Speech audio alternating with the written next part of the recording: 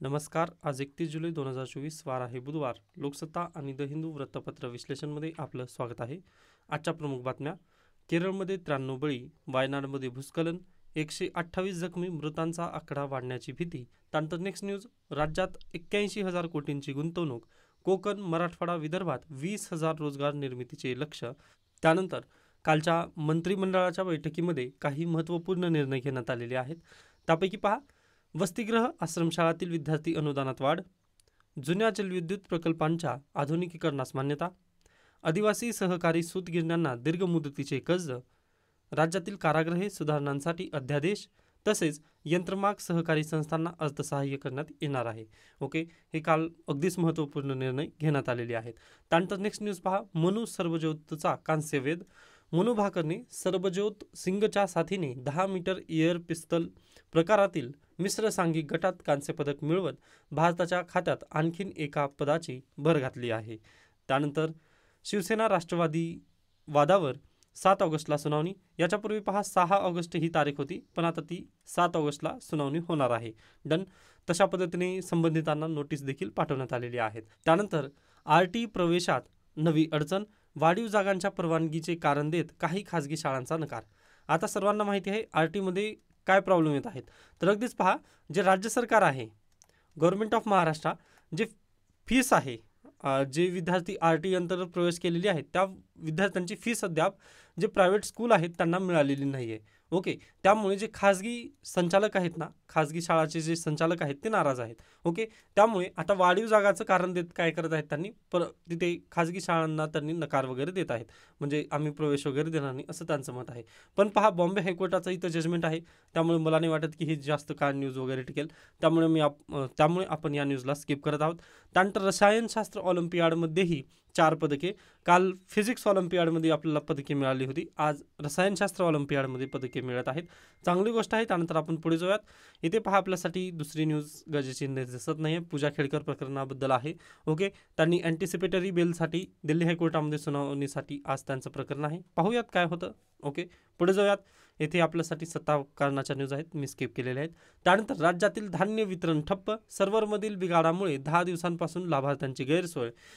जे e-POS machine आहे पहा, त्या ई-पॉसमधील जे सर्व्हर आहे त्यामध्ये थोडंसं बिघाड झालेले आहेत. या न्यूजमधून आपण काय पाहू शकतो पहा, तर अगदीच GS3 science and take. Okay, आपल्याकडे पहा, आपण टेक्नॉलॉजीचं तर काय म्हणत आहोत, इम्प्लिमेंटेशन करत आहोत, पण आपल्याकडे ना संपूर्णकडे इम्प्लिमेंटेशन त्याचं होऊ शकत नाही, ही प्रॉब्लेम आहे. कशा पद्धतीने पहा, आता एखाद्या वेळेस ग्रामीण भागातील जर एरिया असेल तर तिथे इंटरनेटचा इश्यू असतो, पण ई-पॉस यंत्रणा आपण काय केलेलं आहे, कंपल्सरी केलेलं आहे. ओके, धान्य वितरणासाठी ई-पॉस मशीन कंपल्सरी आहे, पण प्रॉब्लेम असा आहे की तिथं सर्व्हरचा इश्यू वगैरे येत आहेत किंवा इंटरनेटचा इश्यू येत आहेत. त्यामुळे जे अगदीच बॅकड्रॉप जिल्हे वगैरे आहेत ना, तिथे हे सर्व सुविधा आपल्याला अपुऱ्या पडत असलेल्या दिसतात. ओके, मग त्यासाठी आपल्याला काय करावं लागेल, परत ट्रॅडिशनल मेथडद्वारेच हे अन्नधान्य वितरण वगैरे करणं गरजेचं आहे. पण आपल्याला ट्रान्सपरन्सी वगैरे आणायची आहे, त्यानिमित्ताने हे ठीक आहे, पण पहा, हा रामबाण उपाय नाही आहे, हे आपल्याला मान्य करणं गरजेचं आहे. आता हा जो लेख आहे ना, ही जी न्यूज आहे ना, हे डिजिटल इंडिया किंवा डिजिटायझेशन या अंतर्गत तुम्ही हा एक उदाहरण तिथं नक्कीच लिहू शकता. ओके, एक एक्झाम्पल या नात्याने तुम्ही ते देऊ शकता. बाकी न्यूज पाहिलं तर अगदीच याचं जे सर्व्हर आहे ना ते परत त्यांनी ठीक करतील, पण आपल्याला काय करायचं आहे तिथे, ह्या न्यूजपासून आपण काय शिकलो, अगदी त्या पद्धतीने एक एक्झाम्पल आपल्यासाठी तयार झालेलं आहे. डन. त्यानंतर लैंगिक छळ एकाने केला तरी उपस्थित सर्वच आरोपी, मुंबई उच्च न्यायालयाचा महत्त्वपूर्ण निर्वाळा. आता पहा, हे जजमेंट तरी जिल्हा सत्र न्यायालयानंतर बॉम्बे हायकोर्टाचा जजमेंट आलेला आहे, त्यामुळे 2 वेळेस तरी हा जजमेंट तेवत राहिलेला आहे. आता पाहूयात, जर ही केस सुप्रीम कोर्टामध्ये गेली तर वेगळी गोष्ट झाली, पण जर नाही गेली तर आपल्याला ही गोष्ट मान्य करणं गरजेचं आहे.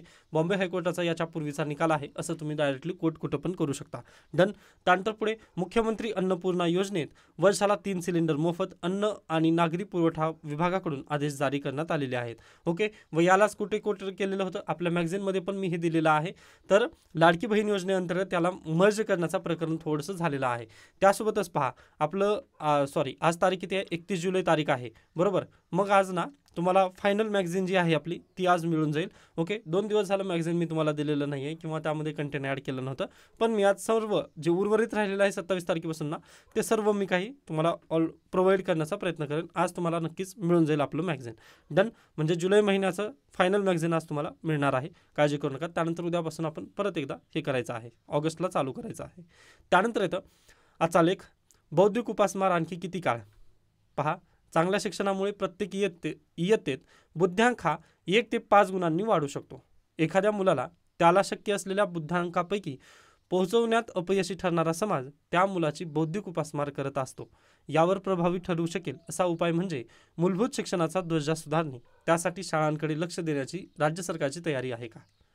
प्रश्नचिन्ह आहे, पण अगदी खूप मोठा हा प्रश्न विचारण्यात आलेला आहे. पहा, आता पहा, एखादा विद्यार्थी जर एक इयत्तामध्ये जर तो पासआउट झाला किंवा इयत्ताला तो जर ग्रहित केला, म्हणजे शिक्षण जर ग्रहित केलं ना, तर 1 ते 5 तेवढा त्याचा काय बुद्ध्यांक वाढतो, तेवढा बुद्ध्यांक पॉईंट वाढतो. व पहा, हा बुद्ध्यांक पॉईंट वाढल्यानंतर अगदीच तो समाजामध्ये वावरत असताना एक सुशिक्षित म्हणून वावरण्यास त्याला नक्कीच मदत होऊ शकते. ओके, मग पहा, आपल्याकडे प्रॉब्लेम काय आहे, जे इयत्ता आहेत ना किंवा उच्च शिक्षणापर्यंत काही विद्यार्थी जातात किंवा जातच नाहीत. जसं की आपण याच्यापूर्वी मॅगझिनमध्ये एक लेख आलेला होता, मॅगझिनमध्ये पण मी तो डाटा पॉईंट टाकलेला आहे की पहा, स्त्रियांच्या बाबतीत पण तसंच आहे व पुरुषांच्या बाबतीत पण तसंच आहे. इयत्ता पहिली ते म्हणजे 5वी ते 8वी जे विद्यार्थी असतील, जे माध्यमिकमध्ये जातात, त्यांना फेल करण्यात येणार नाही आहे, बरोबर. 5वी ते 8वीपर्यंत विदाऊट फेल.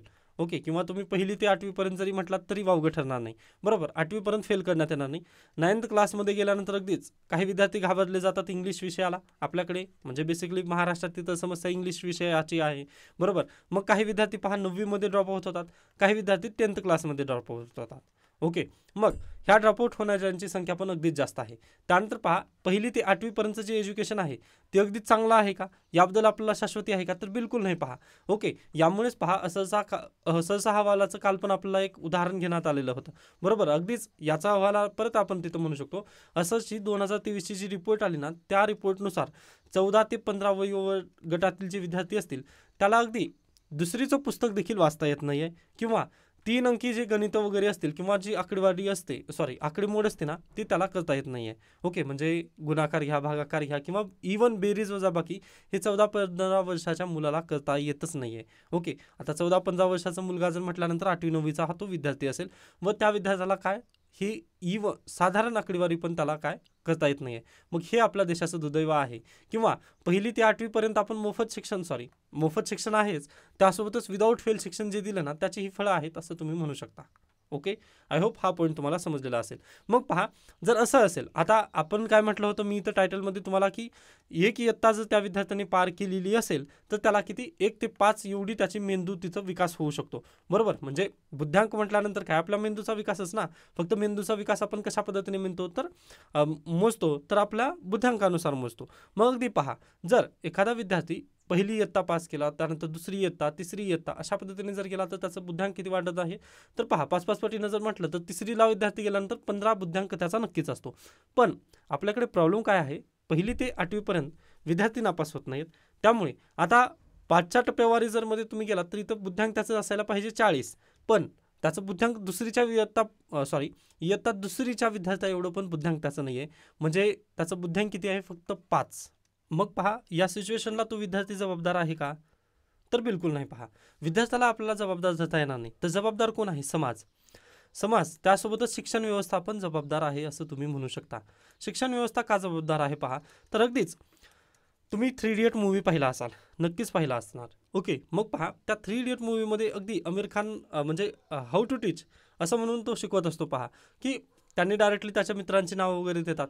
मग अगदी तशा पद्धतीने आपण आज काय करत आहोत, एज्युकेशन सिस्टीममध्ये गेल्यानंतर पहा, फक्त परीक्षा पास करायची आहे आपल्याला.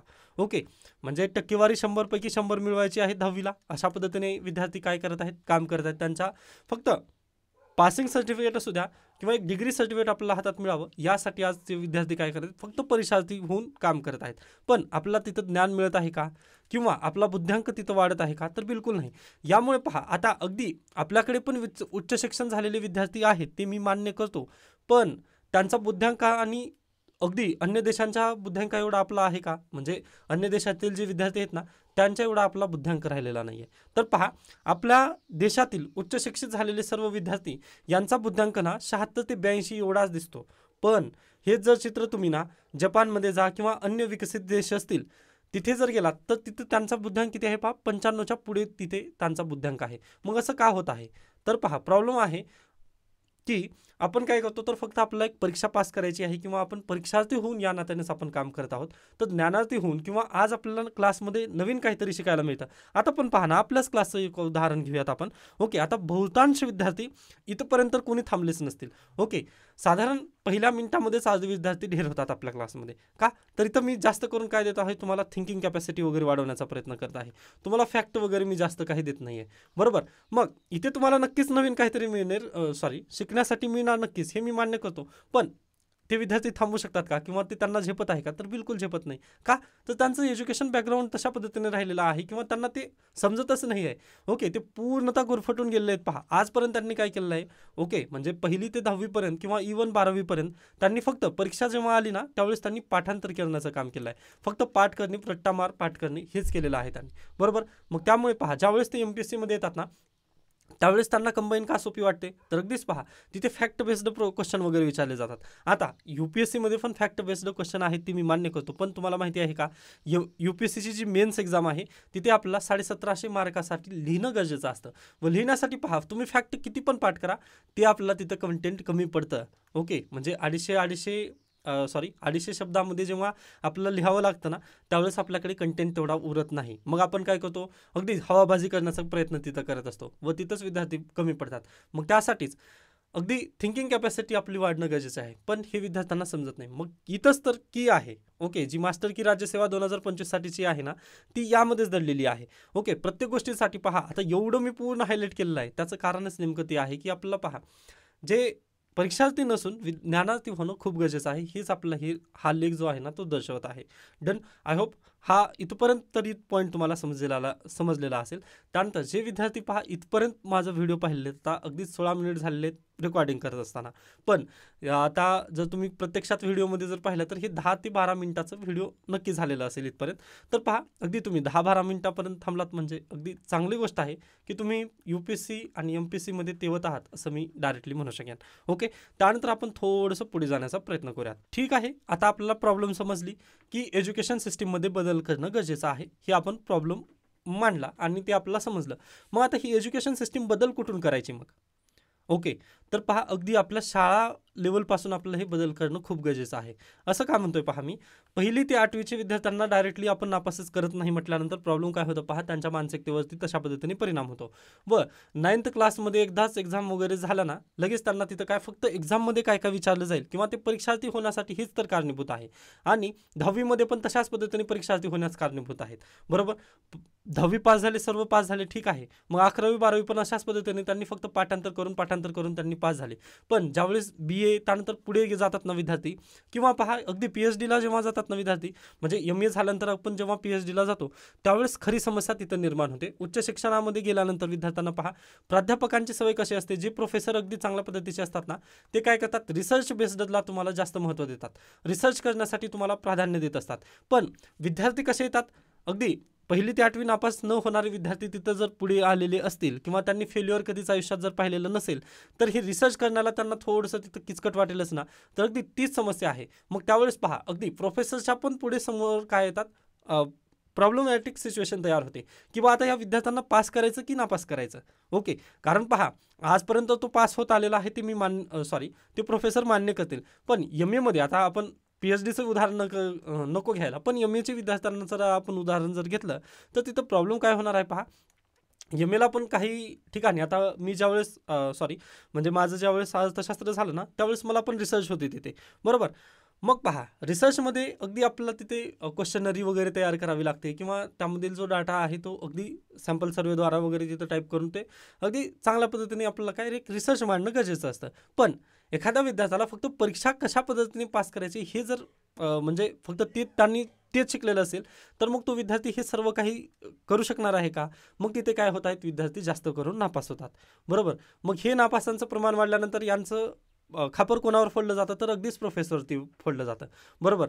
मग यासाठी पहा, हे प्रोफेसर काय करत आहेत, डायरेक्टली जशा पद्धतीने विद्यार्थी आलेत ना तशाच पद्धतीने यांना वापस पाठवण्याचं काम करतात. म्हणजेच काय, तर अगदी त्यांना डायरेक्टली ज्यावेळेस असाइनमेंट वगैरे देतो ना त्यावेळेस ते फक्त क्वेश्चन देतात की बाबा हे क्वेश्चन तरी तुम्ही निदान पाठ करून या, बरोबर. मग अशाच पद्धतीने ते काय होत आहेत, पास आउट होत आहेत. मग यामुळे पहा, यांचं बुद्ध्यांक वगैरे काही वाढलं का, तर बिलकुल नाही. बुद्ध्यांक इथं वाढण्याचा काही प्रश्नच निर्माण होत नाही. ही झाली आपली, ही जी अवस्था आहे ना, ही सगळी अवस्था आपल्या ग्रामीण भागातील आहे, जिथे आपल्याला फक्त परीक्षार्थी बनवलं जात आहे. पण तुम्ही याच्या विरोधाची जर तुम्ही अवस्था पाहिली, जी की अगदी जे मेट्रो सिटीज वगैरे आहेत तिथली जर तुम्ही पाहिलात, किंवा JNU घ्या, दिल्ली युनिव्हर्सिटी घ्या, ओके, म्हणजे अगदी मेट्रो सिटीमधील जे एज्युकेशन इन्स्टिट्यूट आहेत ना तिथे ही अवस्था अशा पद्धतीने नाही आहे. तिथं कॉम्पिटिशन जास्त असतं. त्यानंतर जी एज्युकेशन सिस्टीम असते ना ती अगदी चांगल्या पद्धतीने कार्यरत असलेली आपल्याला पाहायला मिळते. आता तिथे पण प्रॉब्लेम आहेत, जसं की परीक्षार्थी वगैरे बनवण्याचं तिथं पण काम केलं जातं, पण अगदीच त्याला जोड येते कोचिंग संस्थानांची. ओके, कोचिंगमध्ये गेल्यानंतर पहा त्यांना एक्स्ट्रा नॉलेज वगैरे देण्याचा प्रयत्न केलं जातं. मग एक्स्ट्रा नॉलेज मिळाल्यानंतर काय होतं पहा, तिथे अगदीच ते विद्यार्थी ज्ञानार्थीकडे होण्यावर थोडंसं भर येतं. मग आता पहा, यामुळेच तरी आपल्याला पहा एखादा विद्यार्थी काय करतो, पहिल्या अटेम्प्टमध्येच UPSC पास करू शकतो. पण आपण जिल्हा परिषदचे वगैरे विद्यार्थी जर असू तर आपल्याला काय 3-4 अटेम्प्ट तर इझी लागतात UPSC पास करण्यासाठी. ओके, व असे भरपूर विद्यार्थी आहेत जे मेट्रो सिटीमध्ये वगैरे आहेत, किंवा त्यांचं एज्युकेशन बॅकग्राऊंड जर NCERT असेल किंवा CBSE पॅटर्नचं असेल तर नक्कीच ते UPSC, किंवा आता नीटचं पण उदाहरण आहे ना आपल्याकडे. नीट एक्झामला सध्याला काय विचारण्यात येत आहे, तर NCERT मधूनच येत आहे. म्हणजे सेंट्रल गव्हर्नमेंटचं जे बोर्ड आहे तिथून आपल्याला जास्त प्रश्न येत आहेत, बरोबर. मग पहा, आपण महाराष्ट्र एज्युकेशन सिस्टीममध्ये येऊन मग फायदा काय आहे आपला, समजत आहे ना तुम्हाला प्रश्नचिन्ह इथं. ओके, कारण नीट एक्झाम द्यायची आहे तुम्हाला, JEE द्यायची आहे, की पुन्हा आपल्याला UPSC जर द्यायची असेल तर आपल्याला काय करावं लागेल, अभ्यास सेंट्रल गव्हर्नमेंटचा अभ्यास करायचा आहे, बरोबर. मग सेंट्रल गव्हर्नमेंटचा जर अभ्यास करायचा असेल, किंवा आपलं जर ध्येय अगदीच सेंट्रल गव्हर्नमेंटचं असेल, तर मग तुम्ही राज्य सरकारचा अभ्यास करून फायदा काय आहे. मग अगदी त्याच पद्धतीने इथं सध्याची समस्या आहे ना, किंवा जे देशाचं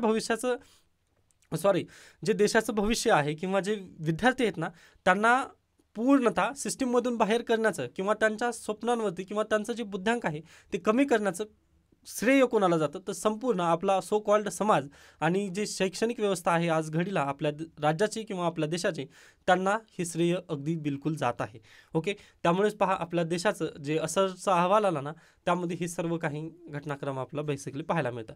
मग आता याला काय स्टेप उचलणं गरजेचे आहेत का, तर पहा तुम्ही आणि मी मिळून काय आपण एक समाज बनतो, बरोबर. मग पहा, समाजामध्ये ना अगदी शिक्षणाला थोडंसं प्राधान्य देणं खूप गरजेचं आहे. ओके, व त्याच अंतर्गत राजकारणामध्ये पण शिक्षणाला प्राधान्य होऊ शकेल.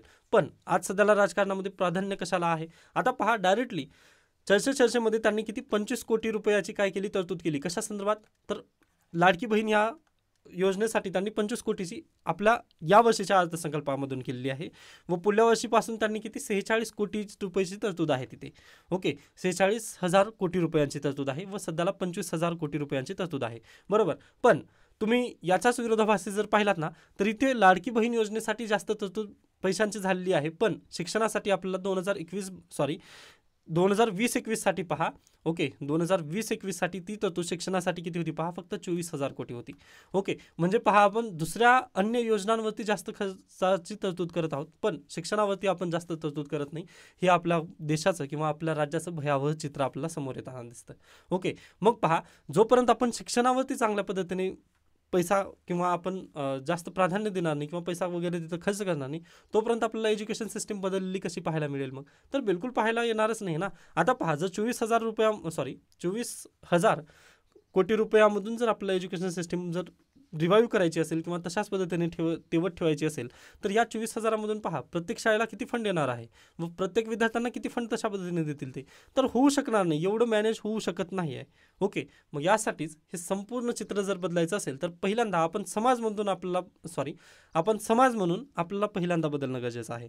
कशा पद्धतीने, तर अगदीच एज्युकेशनवरती जास्त प्राधान्य देणं गरजेचं आहे, न की लाडकी बहीण किंवा लाडका भाऊ या योजनांसाठी. ओके, मग पहिल्यांदा जर समाज म्हणून आपण ह्या संपूर्ण एज्युकेशन सिस्टम आपण समाजमधून जर शिक्षणाला प्राधान्य दिलो, व त्याहीपेक्षा पहा फक्त परीक्षार्थी नसून ज्ञानार्थी होण्यासाठी विद्यार्थ्यांना प्राधान्य केलं पाहिजे. ओके, एकदा जर ज्ञानार्थी जर झाला तर अगदी पुढे हे जे काय म्हणतो आपण जे स्टेप बाय स्टेप आहेत आपले ते नक्कीच चॅलेंजेस वगैरे आपण टॅकल करत जाऊ.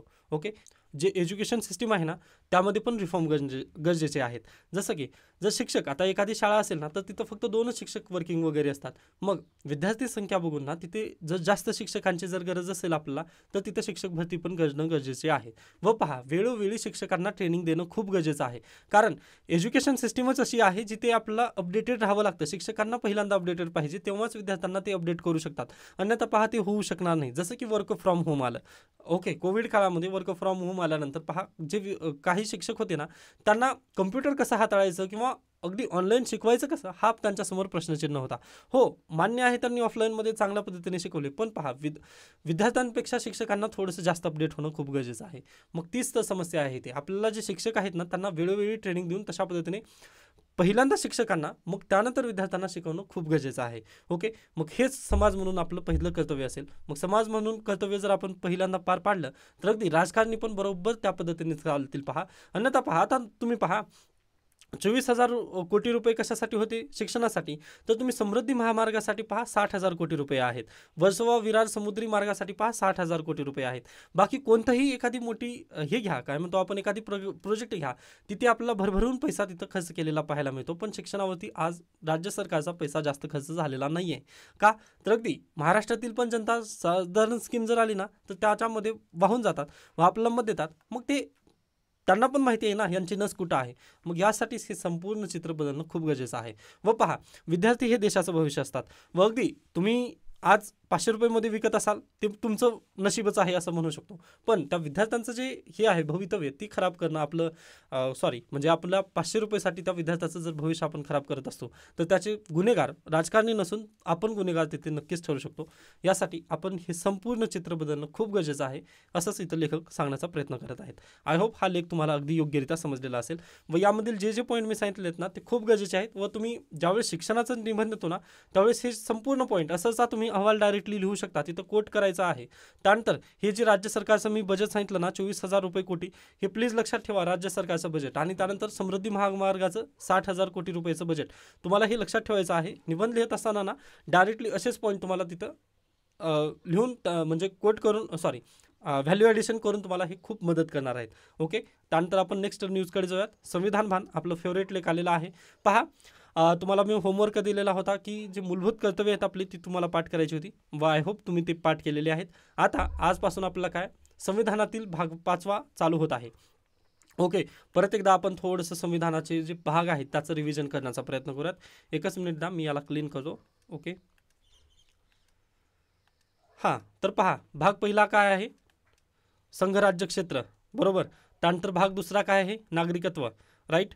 त्यानंतर भाग तिसरा काय आहे? मूलभूत हक्क. त्यानंतर भाग चौथा DPSP, राज्याची नीती निर्देशक तत्वे, बरोबर. मग त्यानंतर 4A कधीची आहे घटनादुरुस्ती? 1976-42वी घटनादुरुस्ती आहे व याच्या अंतर्गत काय आलेले आहेत? मूलभूत कर्तव्य देण्यात आलेली आहेत. व भाग 5 जी की आज आपण म्हणजे आजपासून आपण त्याचा श्रीगणेशा करत आहोत. याच्यामध्ये काय भाग 5 काय सांगतो आपल्याला तर केंद्रीय रचना कशी असेल हे सांगितलं जातं. ओके, मग ह्या भाग 5 मध्ये पहा आपल्याला 4 घडामोडी आहेत किंवा 4 प्रकरणे आहेत असं आपण लक्षात घेऊ शकतो.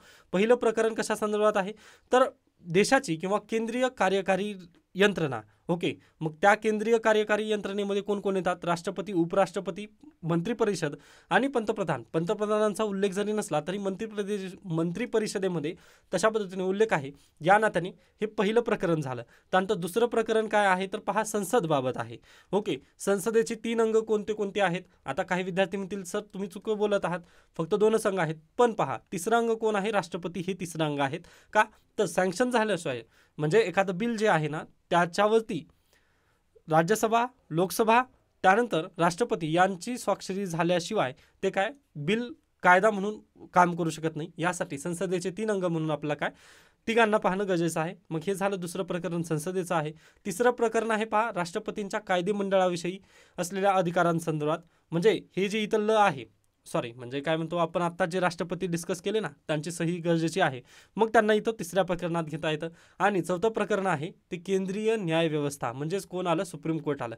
ओके, तर हे 4 प्रकरणांचा अभ्यास आता आपल्याला काय आगामी काळामध्ये करायचा आहे. फक्त हे 4 प्रकरणं तुम्हाला लक्षात ठेवायचं आहे की 5व्या भागामध्ये ही 4 प्रकरणं येतात व 5वा भाग अगदीच 100 कलमांचा हा 5वा भाग आहे व सर्वात मोठा भाग म्हणून आपल्या भारतीय संविधानामध्ये पाहता येतो.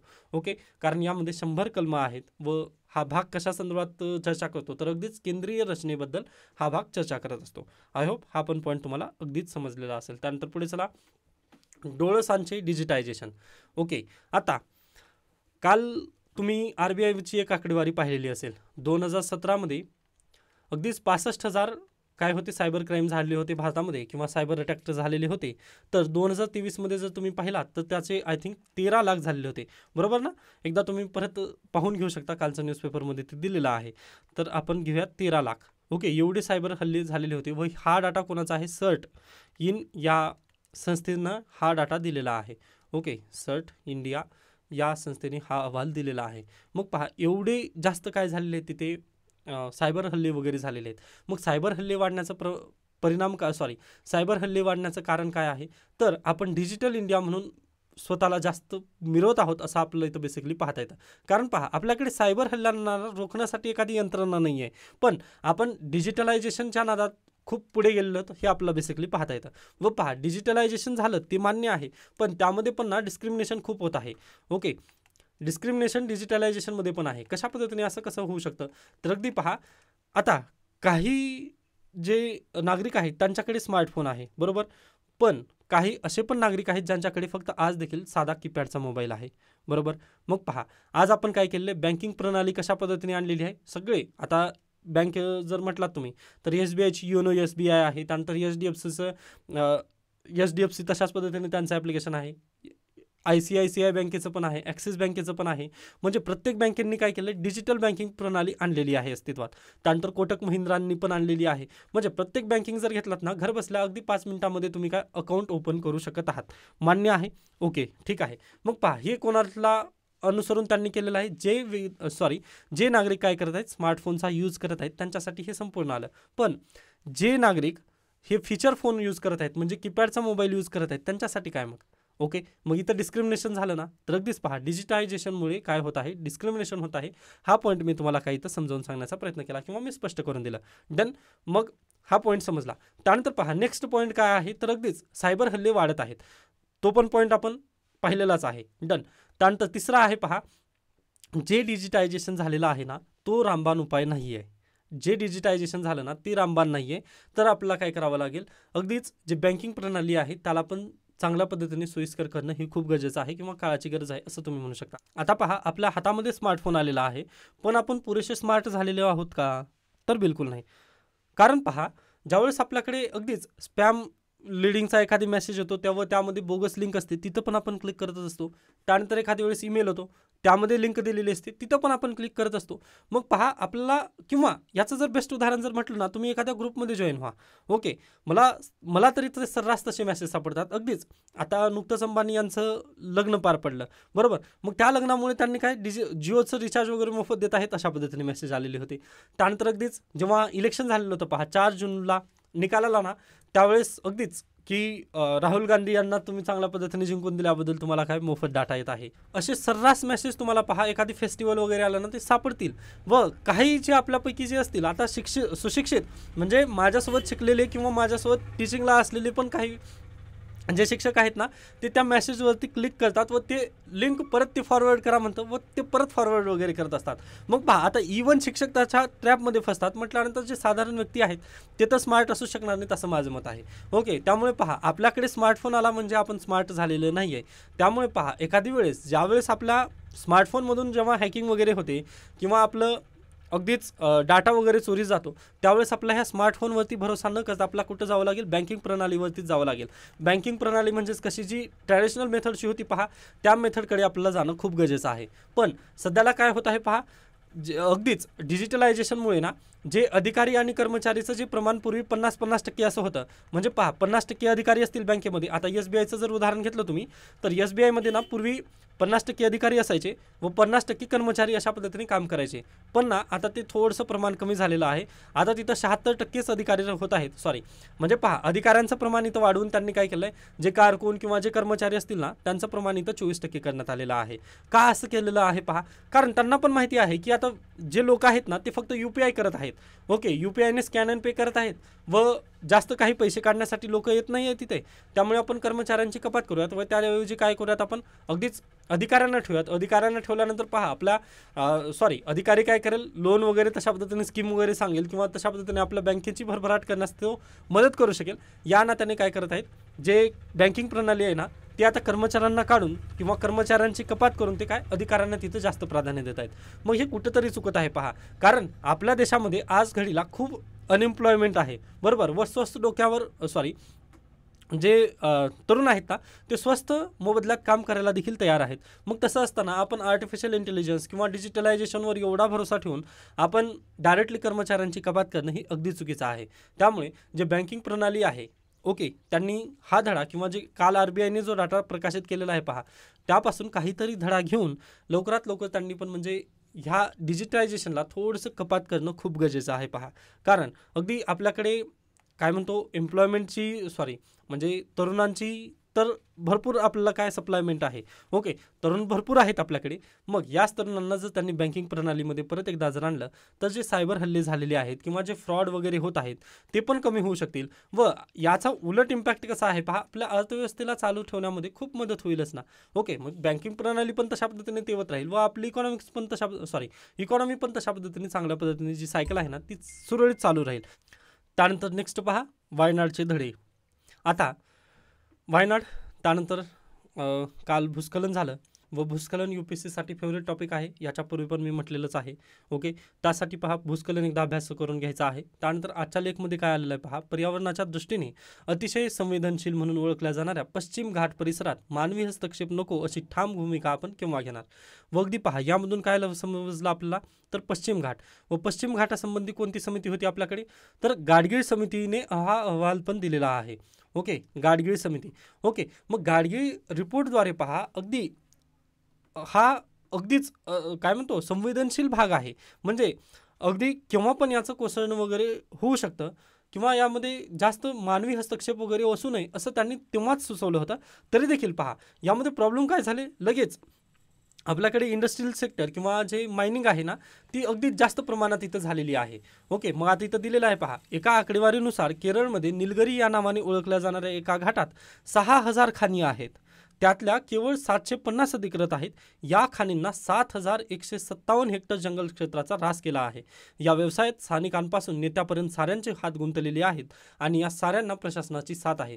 यामुळे पहा जर तुम्ही जंगलतोड केलेली असेल किंवा 6000 पेक्षा जर जास्त आपल्याकडे खाणी जर आढळत असतील तर पहा तेथील जमीन किती म्हणजे हे झालेली असेल, म्हणजे पोकळ झालेली असेल. व गाडगीळ समितीच्या अहवालानुसार काय झालेलं आहे, हा भाग कसा होता पश्चिम घाटाचा, तर अगदीच संवेदनशील आहे. व संवेदनशीलमध्ये जर तुम्ही मायनिंग करत असाल तर आपला ऱ्हास होणं हे खरंच गरजेचं होतं किंवा ऱ्हास होणं हे काय म्हणतो आपण तिथं 100% कन्फर्म होतं हे आपल्याला मान्य करणं गरजेचं आहे. ओके, 100% ऱ्हास होणं हे 100% ऱ्हास होणार होतं हे आपलं माहिती असताना देखील आपण तिथं काय तशा पद्धतीने डेव्हलपमेंटची कामं केली तर हे आपल्याला आपणच आपले जे कर्म आहेत ना ते आपले कर्मच आपल्याला मारत आहेत हे आपल्याला लक्षात घेणं खूप गरजेचं आहे. ओके, व पहा फक्त हे पश्चिम घाटापुरतं नाही आहे किंवा पूर्व घाटापुरतं नाही आहे किंवा अगदी नॉर्थ ईस्ट वगैरे तसं काय म्हणतो आपण हे फक्त साऊथसाठी नाही आहे, तर अगदी आपण तेच केलेलं आहे नॉर्थ साईडला पण. नॉर्थ साईडला गेल्या वर्षीचं उदाहरण पहा जोशीमठ, तिथं पण भूस्खलनाच्या घटना आहेत. त्यानंतर सेंट्रल इंडिया म्हणजेच आपलंच घ्या ना माळींचं क्षेत्र. ओके, त्यानंतर गेल्या वेळेस इरसाडवाळीचं क्षेत्र. ओके, आता सध्याला तिथं पुनर्वसनाचं काम वगैरे चालू आहे, ते मान्य आहे. पण अगदी इथून धडे घेत आहोत का आपण मायनिंगबद्दल किंवा आपण जे पर्यावरणाचं जे नुकसान करत आहोत त्यापासून आपण धडे घेत आहोत का, तर बिलकुल नाही. आज आपल्याकडे किती 93 मरत झाले पण आपण नक्कीच त्यापासून काही धडे घेत नाही, हे प्रॉब्लेम आहे तिथे. ओके, पर्यावरणाचा आपण एवढा ऱ्हास करत चाललेला आहोत किंवा म्हणजे विकासाच्या नावाखाली आपण पूर्ण पर्यावरणाला साईडच करत आहोत की काय, असा प्रश्नचिन्ह परत एकदा इथं निर्माण झालेला आहे वायनाडच्या प्रकरणामधून. त्यानंतर पहा याच्या पुढे गेल्यानंतर पर्यटनातून पैसा कमवायचा असेल तर घाटाच्या आत आणखी रस्ते हवेत म्हणून ठिकठिकाणी खोदकामे सुरू झाली. यातून पर्यावरणाची हानी झालीच पण नैसर्गिक संरचना कमकुवत झाली, त्याचा परिणाम दरडी कोसळण्यात झालेला आहे. व पहा हे जो डाटा मी सांगत आहे किंवा हे जे पॉईंट सांगत आहेत ना तुम्हाला जसंच्या तसं भूस्खलन ज्यावेळेस परीक्षेला येईल GS1मध्ये याच्या पूर्वी आलेला आहे हा प्रश्न. त्यामुळे प्लीज हे लक्षात ठेवा, मी जे हायलाईट केलेले पॉईंट आहेत ना हे जसंच्या तसं तुम्हाला तिथं लिहायचं आहे. त्यानंतर राष्ट्रीय हरित लवादाने अनेकदा कडक ताशेरे ओढले, काही प्रकरणात तर बंदीही आणली, पण त्याकडे साफ दुर्लक्ष करून पर्यावरणाला हानी पोहोचवण्याचे हे काम सुरूच राहिलेले आहे व या सगळ्याचा मोठा फटका आपल्याला पुढील पिढ्यांना बसणार आहे। आपल्या पूर्वजांनी जी सगळी निसर्ग संपदा वारसा म्हणून आपल्याकडे सोपवली आहे ती तशीच पुढच्या पिढ्यांकडे सोपवणे ही पृथ्वी त्यांच्यासाठी आनंददायक असे पाहणे, इतर वन्यजीवांना तिच्यावरचा अधिकार मान्य करणे हे आपले काम होते, पण आपण तो काम कदाचित चांगल्या पद्धतीने करत नाही आहे। जे सस्टेनेबल डेव्हलपमेंट म्हणतो ना आपण, ती जे सस्टेनेबल डेव्हलपमेंट असेल किंवा जे ग्रोथ असेल ते आपण योग्य पद्धतीने करू शकत नाही आहे। त्यामुळे पहा, याचा फटका जो आहे ना तो आपल्या येणाऱ्या पिढ्यांना खूप बसेल, कारण आपल्या दादापदांनी आपल्यासाठी चांगलं करून त्यांनी म्हणजे चांगली पृथ्वी आपल्याजवळ सोपवली होती, पण आपण त्या पृथ्वीचा पूर्णतः ऱ्हासच केलेला आहे, त्याशिवाय दुसरं काही नाही। हेच आपलं इथं बेसिकली सांगता येतं। व पहा, अद्याप देखील वेळ गेलेली नाही आहे। अद्याप जरी आपला डेव्हलपमेंटचे कामं करायचे मान्य आहे, तरी पण थोडंसं निसर्गाला पण चेक करून किंवा निसर्गाला लक्षात घेऊन काम करणं खूप गरजेचं आहे, असं तुम्ही तिथं काय कन्क्लुजनमध्ये नक्की लिहू शकता। ओके, आय होप हा पण पॉईंट तुम्हाला क्लिअर झालेला असेल। त्यानंतर नेक्स्ट न्यूजकडे या। थोड्या वेळात जास्त पाऊस हा पुढील प्रकार काळात वाढणार आहे का? तर बिलकुल वाढेल पहा। व आपल्याकडे हवामान विभाग का महत्त्वाचा आहे हे याच्यापूर्वी पण मी सांगितलेलं होतं तुम्हाला, मुंबईमधील न्यूज। तर इथं काय केलं आहे त्यांनी पहा, नागपूरमधील न्यूज दिलेली आहे। ओके, मुंबईमध्ये जशा पद्धतीने झालं होतं पहा, सकाळी विद्यार्थी शाळेत गेले, विद्यार्थी शाळेत गेल्यानंतर लगेच हवामान विभागाला समजलं की बाबा पाऊस येणार आहे दुपारी, मग त्यांनी काय केलं, सगळ्या विद्यार्थ्यांना घरी पाठवलं व दुपारी काय संपूर्णकडे ऊन पडलं। मग तशा पद्धतीनेच नागपूरमध्ये पण सिच्युएशन झाली। म्हणजेच काय, इथून का आपल्या लक्षात काय येतं, जे हवामान विभाग आहे ना त्याला अपडेट करणं खूप गरजेचं आहे। ओके, त्यामुळे पहा, पहिल्यांदा आज घडीला जर काळाची गरज काय आहे किंवा आपत्ती व्यवस्थापनामध्ये काळाची गरज काय आहे, तर हवामान जे विभाग आहे ना त्याला आपल्याला काय लवकरात लवकर दुरुस्त करणं गरजेचं आहे, किंवा त्यामध्ये लवकरात लवकर यांत्रिकीकरण खूप गरजेचं आहे असं तुम्ही म्हणू शकता। त्यामध्ये पहिला आहे पहा, डॉपलर रडार। डॉपलर रडार काय करतं पहा, तर जवळपासचं जे 200 किलोमीटरचं जे क्षेत्र असतं ना तेथील पूर्ण ढग कसं बनत आहेत किंवा ढगांचा ते अभ्यास करतं। ओके, व त्या ढगांच्या अभ्यासावरून ते काय करतं, अगदीच योग्य किंवा त्याला 100% असं वाटेल ना, म्हणजे 99.99% खरं होईल अशा पद्धतीने त्यांनी काय देतात, तर हवामान विभागाचा अंदाज ते डॉपलर रडार मार्फत ते सोपवण्याचं काम करतं। पण आपल्याकडे डॉपलर रडारच उपलब्ध नाही आहेत, त्यामुळे आपले हमखास हवामानाचे अंदाज जे आहेत ना ते चुकत आहेत। ओके, आय होप हा पॉईंट तुम्हाला समजलेला असेल। आता डॉपलर रडार काय आहे हा प्रश्न प्रिलिमला विचारला जाऊ शकतो, व यावर्षी ना UPSCने रडारवरती प्रश्न विचारलेला होता, रडारचं कुठं कुठं काम असतं म्हणून। ओके, व त्याचं उत्तर अगदीच या प्रश्नामध्ये पण आहे की रडार हे हवामान विभागामध्ये पण यूज केलं जातं। आय होप हा पॉईंट तुम्हाला अगदी योग्यरित्या समजलेला असेल, प्रिलिमला येऊ शकता हा प्रश्न। त्यानंतर वातावरणात हरितगृह वायू उत्सर्जन वाढत असल्यामुळे जगभरातील तापमान वाढ सुद्धा सातत्याने वाढ होत आहे। ही स्थिती थेट काही हवामान यंत्रणांना अधिक तीव्र करते। ओके, मग तापमान जर अधिक तीव्र झालं तर अगदीच बाष्पीभवन तीव्र होईल, व बाष्पीभवन तीव्र झाल्यानंतर पहा ढगांची निर्मिती होते व अचानकच पाऊस वगैरे येण्याचे जास्त चान्सेस होत आहेत। हे आपल्याला मान्य करणं गरजेचं आहे। म्हणजेच काय, हे सर्व इम्पॅक्ट कशाचे आहेत, तर क्लायमेट चेंजचे इम्पॅक्ट आहेत। ओके, मग जशा पद्धतीने आपलं क्लायमेट चेंज होत आहे तशा पद्धतीने आपल्याला पण यांत्रिकीकरण किंवा हवामान विभागामध्ये बदल करणं ही खूप काळाची गरज आहे असं तुम्ही इथं बेसिकली म्हणू शकता। व पहा, अगदीच भरपूर दिवसांपासून मी हे पॉईंट नक्कीच उचलत आहे, तर प्लीज आय होप तुम्हाला हे संपूर्ण काही जी सिच्युएशन आहे ना ती लक्षात आली असेल। पण इथं पण तेच देण्यात आलं आहे की हवामान विभाग का बदलणं गरजेचं आहे, ते मी ऑलरेडी डिस्कस केलं आहे किंवा ऑलरेडी तुम्हाला स्पष्ट केलं आहे, त्यामुळे मी आता परत त्यामध्ये जास्त डीपली जात नाही आहे। त्यानंतर विरोधकांच्या टीकेवर सीतारामन आक्रमक, काँग्रेसच्या आधींच्या धोरणावर त्यांनी टीका केलेली आहे। स्किप करू शकता। खराब हवामानामुळे बचाव कार्यात अडचणी, वायनाडमध्ये सैन्य नौदलाच्या मदतीने बचाव कार्य सुरू आहे सध्याला, ठीक आहे। त्यानंतर हावडा आणि मुंबई मेलला अपघात, 18 डब्बे रुळावरून घसरल्याचे 2 ठार तर 22 जखमी झालेले आहेत।